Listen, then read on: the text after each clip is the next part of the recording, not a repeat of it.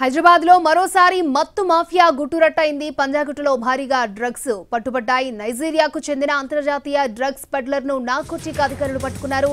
అరకిలో హెరాయిన్, అరకిలో కొకైన్ తో పాటు పెద్ద మొత్తంలో ఎల్ఎస్డీ, ఎండీఎంఏను స్వాధీనం చేసుకున్నారు. విదేశాల నుంచి డ్రగ్స్ తీసుకొచ్చి హైదరాబాద్ లో గ్యాంగ్ ఏర్పాటు చేసుకుని డ్రగ్స్ అమ్ముతున్నట్లుగా పోలీసులు గుర్తించారు. గ్యాంగ్ ఎక్కడికెక్కడ ఉంది అనే దానిపై విచారిస్తున్నారు పోలీసులు.